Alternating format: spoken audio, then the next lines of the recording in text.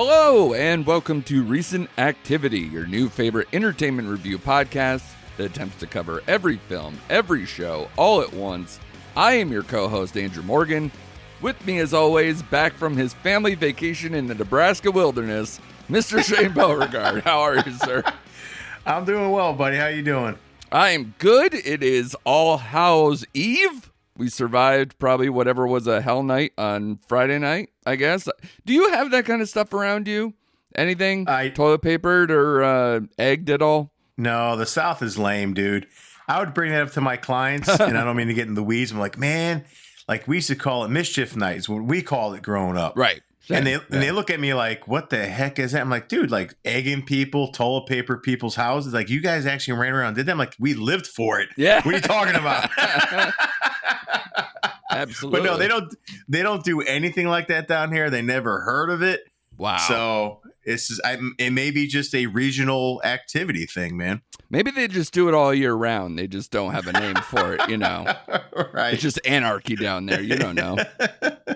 But good to see you, man. I'm just so happy. You know, it's just so refreshing after doing Martin Scorsese's Killer of the Flower Moon last week to get back to cinema. You know what I'm saying, Shane? Getting back to the real stuff, you know? And that's why we're going to do Five Nights at Freddy's. Just in time for the Halloween season.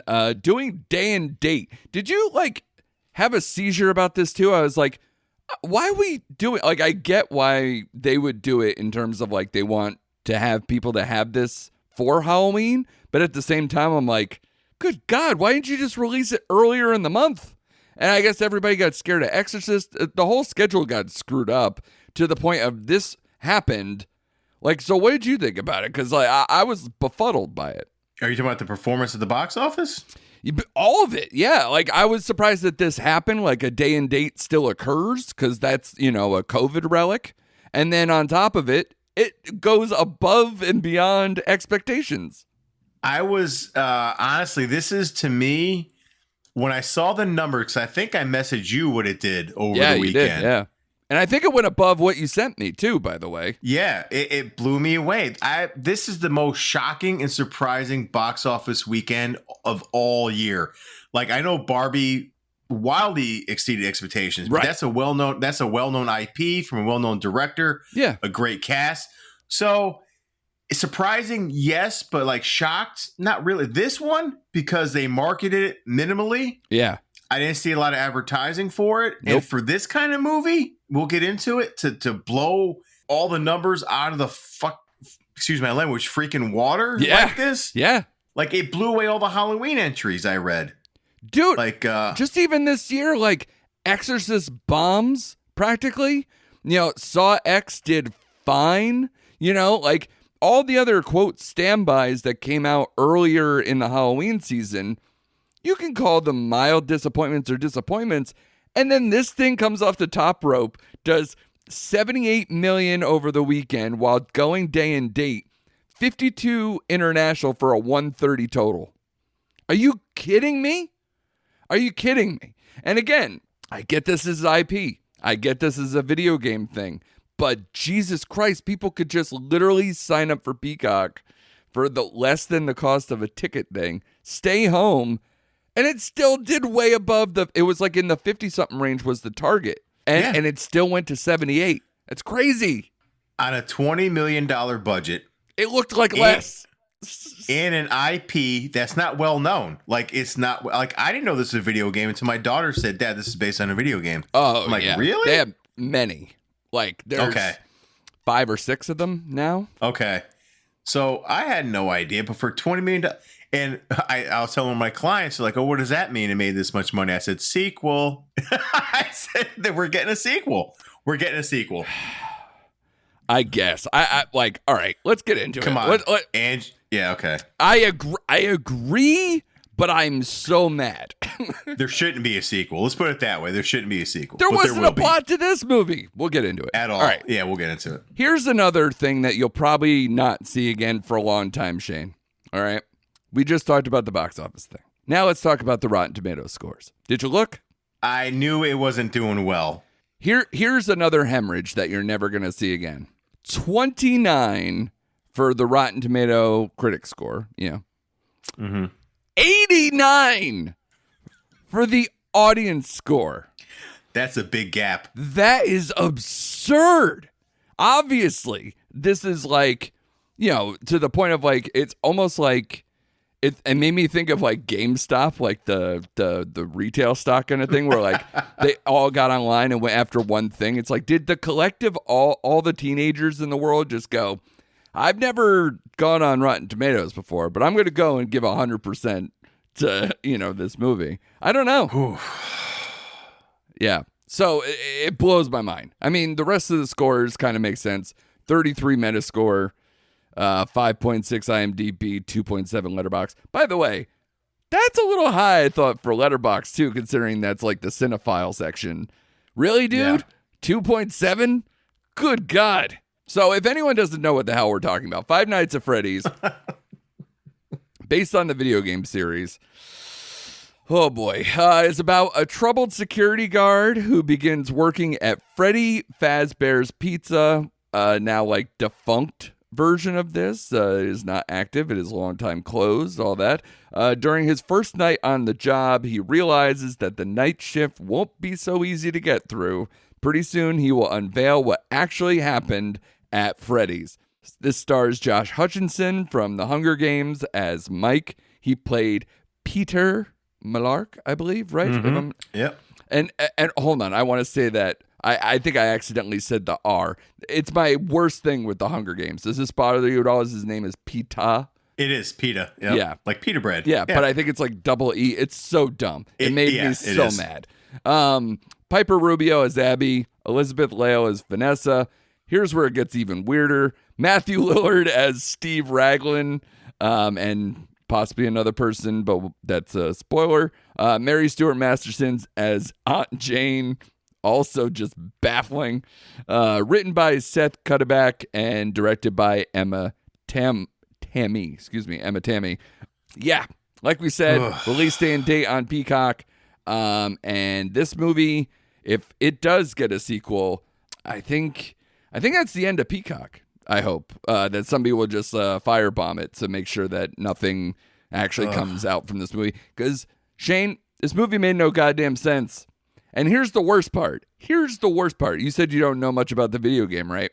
The thing about the dead children possessing the animatronic, kind of Chuck E. Cheese band kind of thing that's going on here, that's from the video game. I was like, what? And I'm like, is everything from the video game? And the rest of it, I can't find.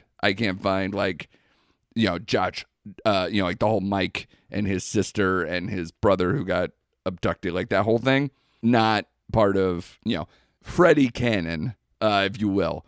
But yeah, the audience scores, everything about this movie makes me think that society has crumbled or that we're living in a simulation. So help me out, Shane. Did you have that same vibe as well? Oh, man. Listen, this is a head scratcher. It really is. And we kind of talked about it at the top.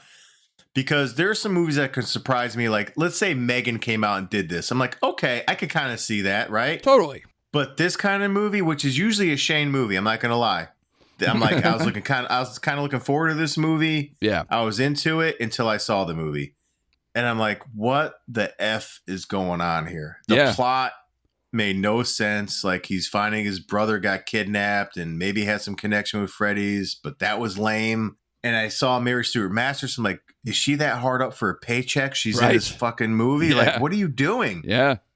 This movie made zero to little sense at all. And it's like my daughter saw it with 3 friends, and I'll get into that later because I told her I'll use her. I need to know their reactions. Well, first of all, I'm going to use her score for my score on this podcast. All right. I can't tell whether you're being kind. I can't wait. No, wait. You'll wait. It's a surprise. But I'm like, dude, all the kills happened like in the first 15, 20 minutes of the movie, and nothing else happened after that. Like, it was not a horror film. No. It was so lame and so boring. And the Matthew Lillard character was confusing. Like, why? Like, they never got into like the why he was doing what he's doing. And again, the children in there, they didn't really show that a lot. It's like they're making forts and stuff, and then it's like, oh my god, it just like, what are you doing? It's so baffling because this movie's so bad. This movie is so bad. It's not a horror movie, and I'm appalled and disgusted that this movie did so well, because we're getting a sequel. We're getting a sequel, whether you like it or not. This movie made Meg 2 look well thought out. Yes. Like, this movie is just troubling to watch. Like, it, if anything, because again, you and I grew up, 80s, 90s, all that stuff. There was a million, like, straight-to-video horror movies that I've seen over the years that made no goddamn sense. But at least they had the knowledge to be like, this is camp, or this is crazy. Like, it's dumb, so we'll just get either like cult status or we didn't spend a lot of money on this because it wasn't IP. It was just, we're making a dumb horror movie. This movie is like funded because of the success of something that already exists in the world, and it's still bad. Yeah. Like, I don't know if that actually gave this movie more of a seizure in terms of the plot, because to me, when you're watching it, did you feel like it was two movies? Like, in a sense of like, it made me feel like somebody wrote a script about like a ghost story of some sort, about an abandoned place. And people were like, you know what? We have this Five Nights at Freddy's thing that's been sitting around for 3 years. Let's combine efforts. Let's just toss in that the abandoned place is the Freddy Fazbear's Pizza. And then let's just toss in the whole thing, because if you put the two kind of main plots side by side, this guy can't sleep because he's haunted by his brother at a young age being abducted, and he's tortured and still has to watch his sister and is trying to make ends meet. That sounds like one movie. And then there's another movie where there's this creepy guy who killed a bunch of kids, abducted them, however that whole thing goes, had his own child cover it up over the years, and then somehow she knowingly knows this is going on and didn't do anything about it forever. And then also they happen to intertwine to where they both somehow merge in the same plot, to where he also abducted. I couldn't make heads or tails about what was going on. Pardon the pun if anyone took that for a rabbit joke or anything else. But this, if anything, the only thing I can say about this movie is that the animatronic things look kind of cool, and that's it. Yeah, but they didn't use it enough. Like, I agree with you. It's like they had two separate stories going on. And it's like the daughter who Matthew Lillard got to like cover shit up. All of a sudden, you're going to use Mike to come out clean too. Like, watch out. Like, things aren't with it. Really? Yeah. Like, and did they ever say what happened? Because for the first 10 minutes, I thought that was his daughter that he was taking care of, not his sister, for like the first 10 minutes of the movie. Yeah, they do explain it at one point where I guess, spoilers a little bit for this movie, which God help you if you think that's what's going to keep you from watching this movie. It should be the scores or our disdain for it. They explain that after the brother got abducted, that the mother either killed herself or something, and then like the father just ran away because he couldn't stand it. Yeah, which is a very common thing or whatever. So then it all was left on him. But again, they really casually throw that in. And I don't even know if the timeline matches, because in all those flashbacks of the brother getting abducted, the mother doesn't even look pregnant, and the sister's not there. So the age gap is bizarre if you consider they would be traumatized from having their son be abducted. They're like, cool, let's have another kid. What? What is happening here? I never understood that, and maybe I dozed off or something, but I couldn't fully understand why Mary Sue Masterson was trying to submarine Mike in this movie. Like, why? He's a low-life, whatever, troubled, job-to-job kind of guy. What was her purpose in trying to submarine him and getting her niece back? Or I don't know. Like, no, they literally say it's a money grab, which, again, doesn't make sense. What money? I know. They literally put a sentence in there saying that she wants, quote, the checks from the state And I'm like, what are you talking about? If you took over this kid, you're a working adult. You're not getting checks from the state to take over the welfare of this child. What? That doesn't make any sense. And I mean, if anything, why didn't you contest custody when the adults left the first time? You let this guy grow up and take over and try to do it, and then has successfully raised her without any red flags, and now you want to do it? Nothing makes sense. No. And again, they threw away an opportunity because this movie, like, it's one of those movies that you can see kind of potential in it because you said the animatronics were cool, the way they would, the robotics and everything was cool, but everything else fell flat. It's like, use what you have. Yep. And it's like there was not even one jump scare. There was nothing scary about this freaking movie because again, everything, all the kills happen in the first 20 minutes and then absolutely nothing until Matthew Lillard shows up in the last 10 minutes of the movie. And even when he popped the rabbit head off, you're like, what? Like, what? Well, no, if anything, I was like, yeah, who else would it be? You introduced nobody else. Like, it's obvious. So I'm looking at this thing, right? You got a script from basically a person who hasn't had a successful big time script before. And then it's directed by someone who on the same level with direction. Hasn't had like a known movie with the same thing. I'm sure that they took this script and was like, we have gold, and then passed it to every director and was like, no. And so somebody just, decided, okay, I'll take it because people are going to see this, and it'll get my name out there. I might get a sequel out of it, get a couple checks. Good God. I mean, like, you're right, though. This is the point, though. If the script is that bad and you're trying to shop it, no good director's going to champion this thing and make it work. So it's all bad. It's all just a mess from the beginning. So this is a movie that if I'm laying in bed on a Friday night and I come across, I'm scrolling through Amazon to find out what horror movies, and this has like a 3.5 star out of 10, I'm going to throw it on in the background. I'm going to check this crappy movie out because I know it's crap because it's got a 3.5. Right. This is a movie you just stumble upon Shudder or Hulu Original or something of that nature that is garbage, but you're going to watch it anyway. Right. That's exactly what this movie is. Instead, it's number one at the box office, probably. I didn't even look. Was it number one? I assume it was, right? By leaps and bounds. Yeah. Because I forget how, the Taylor Swift thing has left my brain to where I'm just like, okay, where has everything landed? Let me take a look. I'm curious. Yeah, latest weekend. Yeah, Five Nights at Freddy's, 80 million. So I guess even from the last time I checked it, it's gone up 2 million. 80. Taylor Swift got 15.4. Yeah, and Martin Scorsese got 9. It's Christ. It crushed it. Yeah. Meanwhile, like have you seen like Martin Scorsese got like Joe Russo slammed his like TikTok thing because his daughter. Oh no. Because his TikTok that he does with his daughter, Scorsese does this. I don't know if you've seen them. And on the TikTok, I'm sure it's public somewhere about like this beforehand, but the dog's name is Oscar. Okay. Because he's fucking Martin Scorsese and that's his daughter, right? Right. So Joe Russo did almost like this is a 90s rap beef.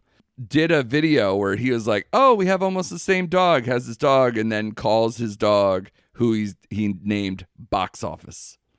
Just to be like, your shit doesn't make any money, practically. Because to clap back from the whole Marvel thing from years ago. It's like... Exactly. Man. But dude, and then the internet just destroyed it. I'm just saying, all this, Killers of the Flower Moon to date has made $85 million. Five Nights at Freddy's domestically almost made that number when they also were available on Peacock. The world is upside down. It made $16 million just on Sunday.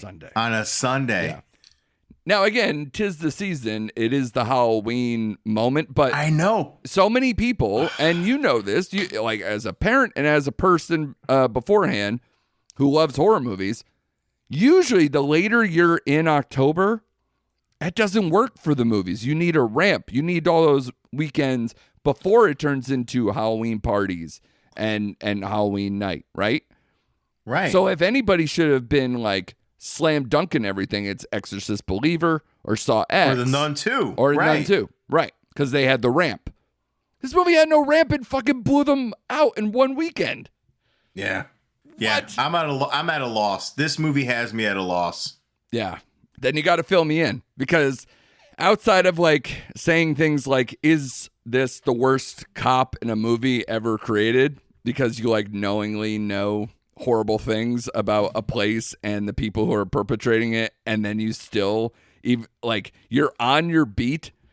You're working and you go to the scene of the crime that you're covering up all the time just to fucking go and hang out and whatever, and then threaten the security guard who works there to be like, how dare you bring a child in here? Lady, how dare you cover up the truth for fucking decades, you monster, you fucking idiot.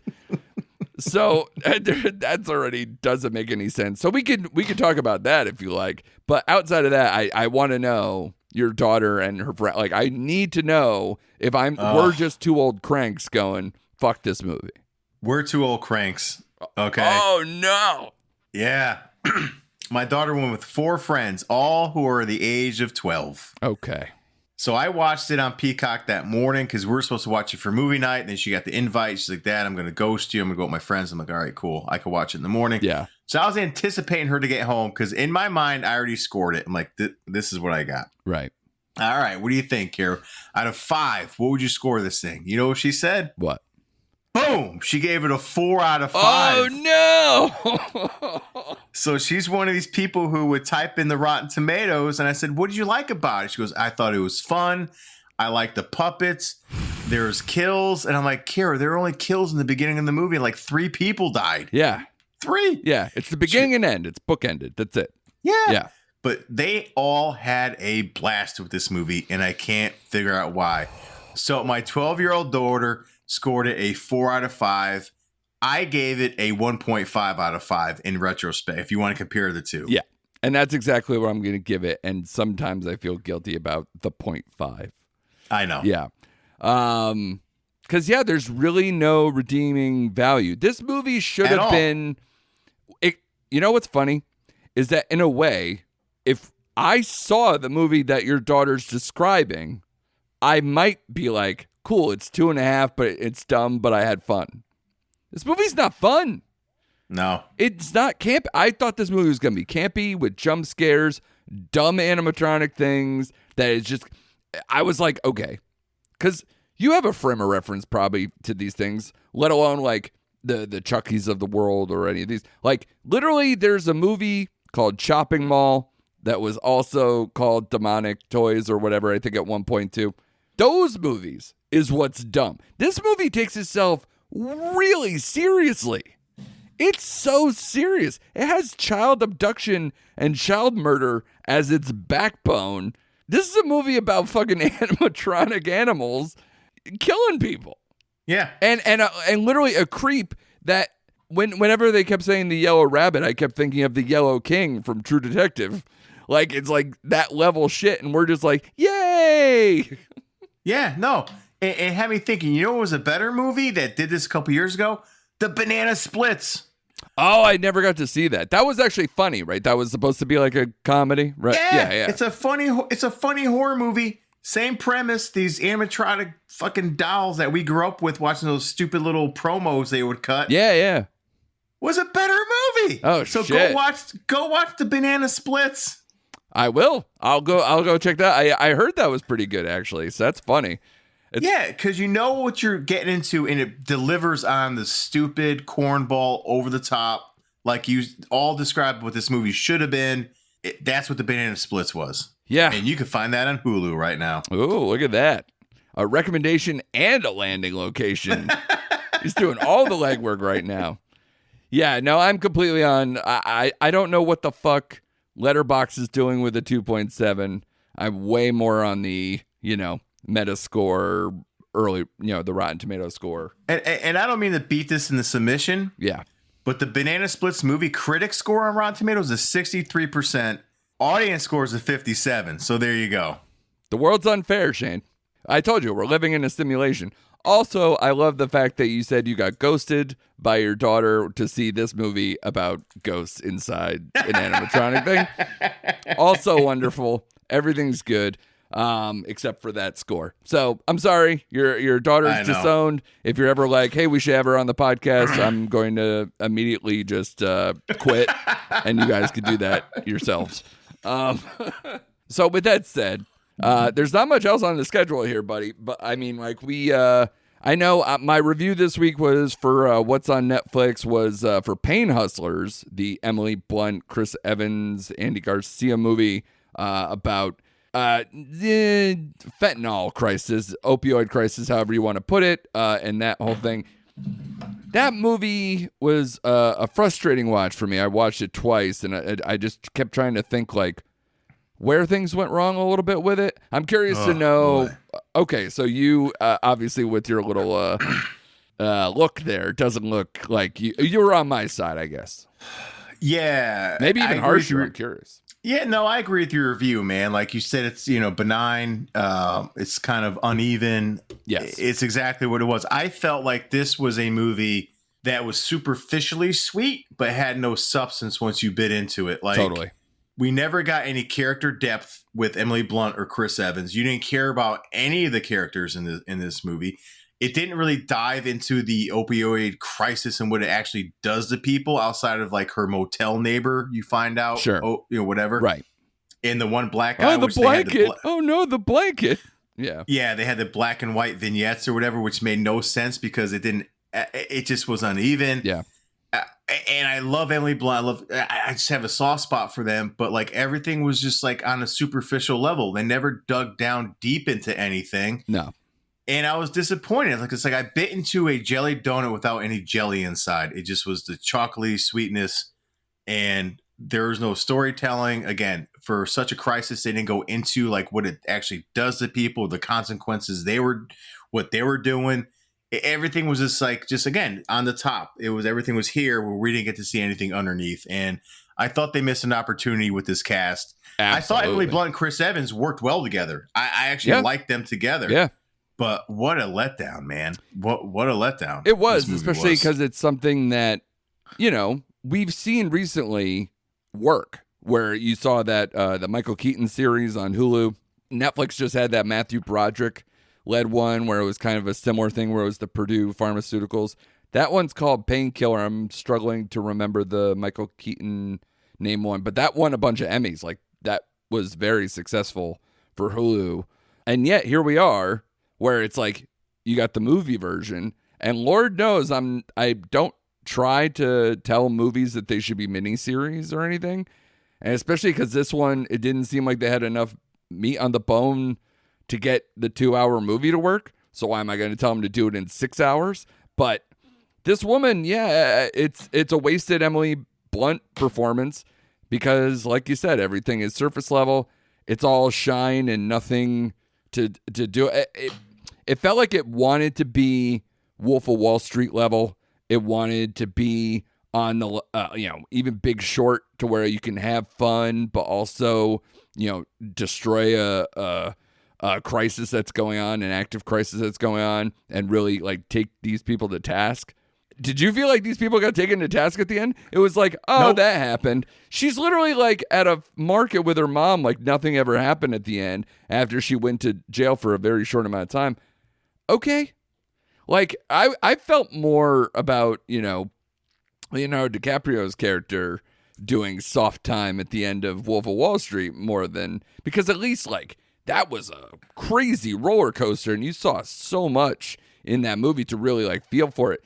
This did nothing. This did absolutely nothing. And the sad thing is, as I'm watching it, like, was I entertained by the movie? Yes. But I just felt like, again, I was entertained, but like, I didn't feel anything, no emotion towards the movie. Because, like you said, at the end of the movie, like, Chris Evans got 13 months and she got like 12 or something. Like, it was like a slap on the wrist. Yeah. Like, yeah. At the most, like, the one guy got like 5 years or something. And here's what bothered me, too. Did you notice how Chris Evans' Boston accent would come and go throughout the movie? Yeah, that's very common. Her too. Yeah, to be honest, she would like when she had to get more serious or go lower in her register. She sounded like she had no accent anymore. Yeah. Like, but the Chris Evans thing, had like a southern accent of sorts. Yeah. But he would go real Boston in some scenes, and then other scenes not at all. Yeah. Like, come on, man. Like, and then don't even get me started on the Andy Garcia character. I'm sure that guy was a loon, so I try to take it as delicately as I can, but good God, that just I didn't like whenever he was on screen. It was just itchy, it was stupid, it was I don't know. I didn't have a lot of takeaways, which a movie about, fentanyl.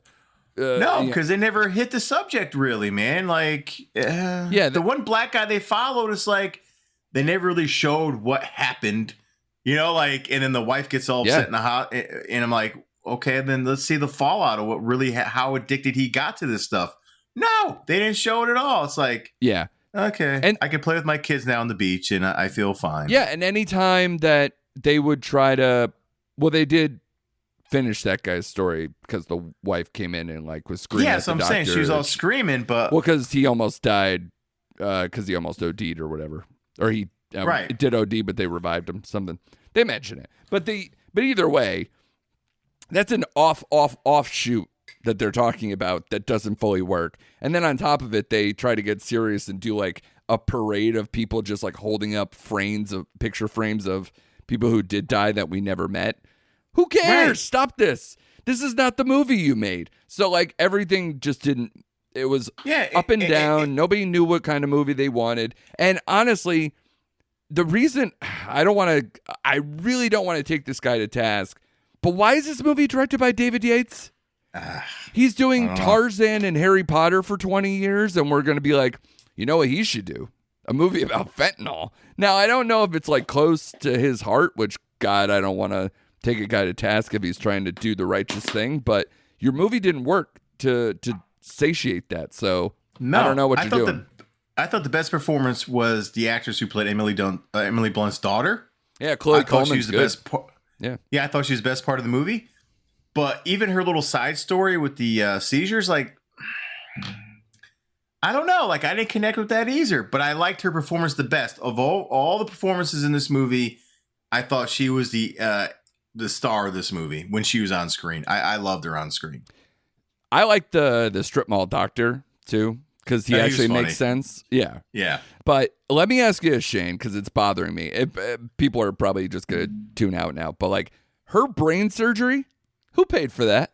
Because she got denied from the bank, went to Andy Garcia. He gave her some speech about how she needs to hustle more and use her pain as fuel. Never mentioned anything about giving her the money for it. She went to the feds to whistleblow. Got all her money taken away. Right. And then going to be brought up on trial. And yet the surgery still happened. You know what? You make a great point. Maybe she stashed it away like Tony Soprano or something. But she needed like $800,000. Yeah, you're right. You're right. I totally forgot about that part. I totally dropped the ball. Like, yeah. Garcia gave her that speech in the pool. Like, yeah, like you said, use your pain as hustle. Let it fuel you. Yep. I'm not giving you the money. He's like, when my wife was dying, I just, I found another gear, like this creepy cold story that he said nothing about giving her the money. And she never went to Chris Evans for the money, right? And she didn't stay long. No. And then he threatened to fuck it. Like he wanted her to die. He's not giving her money. And then on top of it, she didn't stay long enough for her stocks to vest. That's right. That's right. So who knows, man? So, or at least so they say in the timeline of everything. So I don't get it. I didn't get that at all. So even for things that, quote, worked, like performance of her child, her timeline makes no sense. So, no, you know who made out in the movie was the CEO they fired. Yes, I know. And they kind of like cheeky kind of like make that a point, but I was just like, good on him. Yeah, because he got walloped, but he didn't die, and then he walked away with a bunch of money. So good on him. Yeah, good stuff, man. But I'm glad we were on the same page with that. Like, to me, again, if we could have done half stars, I'm giving it 2.5. Because it's like some stuff worked, some stuff didn't, and whatever. I think again, because I think we have to do solid stars. I think I gave it 3, but it was like an unauthorized 3, Yeah, I'm with you. We were in the same boat. Initially, when I got done with the movie, because it was fast paced, and I was like, all right, this is entertaining, I gave it a 3. But the more I sat on it and thought about everything, I'm like, no, this is a 2.5. Yeah. I think I gave it a 3 on Letterboxd because once I put it, you know how I do with the Marvel rankings when we talk about a Marvel movie, and I'm like, well, I did give this one this. So I did that for like what I scored for the Netflix movies so far this year, and I was like, well, it's probably a 3 because the other 2.5s are like, well, I think I gave Murder Mystery 2 3. I'm like, I think it's probably safe to give this one a 3. That's fine. So good job by you, man. Like, so any holiday Halloween plans for tomorrow night, or is it just boring old just sit home and watch Charlie Brown or something? I wish. I'm taking the boys out, my son and 2 of his friends, trick-or-treating in the neighborhood. Nice. My daughter's going out with her friends because she's at that age. And then that's it, man. Trick-or-treating or just a hang? Trick-or-treating. Ooh, okay. Because she said, well, she goes, I'm 12. This is probably the last year I'm going to go out. So I'm like, yeah, that's about the age where 12 is like, the cutout. So she's going to go out for one last hoorah. Nice. Yeah, so that's it, man. Other than that, just kick back and chill. Probably watch one more Halloween movie. That's it. Yeah, I'm watching Halloween H2O tonight, which is a very underrated entry into the Halloween series. Very true. It's a fun one. I like that one. It is a fun one. Michelle Williams, Josh Hartnett. Yeah. Sneaky good. It's where that series probably should have ended. Quite yes, frankly. I agree. Yeah. But yeah, no, I dig that one. So that's a good pick. I don't know. Last year I felt good because was it last year was Black Book or was that the year before? No, last year. Last year. So I think because that came around, I watched Sinister for the first time, his previous movie, or like his previous horror movie before he went Doctor Strange and all that stuff. So I was thinking like, should I do something like that on Tuesday night? Like tomorrow night, should just fire up something I haven't seen that like the whole world's seen and just kind of catch up on a horror movie. So I don't know if I should do that, but yeah. Oh, you mean Black Phone? Right? Black Phone, not Black Book. Yeah, sorry. Black Phone, yeah. So, so I don't know if if there's something I should check out or rewatch or any of that stuff. So, I don't know. I don't have any Throwing an oldie. Yeah, just throwing an oldie, man. Yeah, like I literally have, like you've known because we talked about The Nun 2 just a few weeks ago. I've not watched one movie in the Conjuring universe. So I told you before, Annabelle Creation. That's worth watching. Is that the first Annabelle movie, though? Second one. So I can watch that and not know anything and still be just fine. Correct. Okay. What about just The Conjuring? Like, should I watch The Conjuring? Oh, absolutely. Yeah. So I mean, like, that's what I'm saying. Like, should I just start from the heart? Like, go start for from that. the heart. Yeah. So I think, I was thinking about that, and there's certain ones like it just blind spots, because I don't know if you had this too. We'll end on this, but like you have kids of a certain age. When they were young, it was super hard for me to watch like a lot of movies, and especially not to go out to the theaters. So, and it was before like every streaming platform was created and everything else. So it's like, oh man, like if I think about like my daughter was born, in like she's gonna turn 9 tomorrow night. She's a Halloween baby. So that makes it, God, my brain, 2014. So like anything around 2013, 2014, like wife getting pregnant into like the earlier, like done. I probably watched just the Marvel movies or Star Wars movies or whatever, like, and then tried to catch up over the years, but like complete blackout, especially with horror. Yeah. Cause you can't watch them around like, little kids or anything. So it's like, it was really hard. So if those movies all came out around that, I just never involved myself. So maybe I should go back and just look up those years specifically and be like, what I miss? Because I think Sinister is part of that.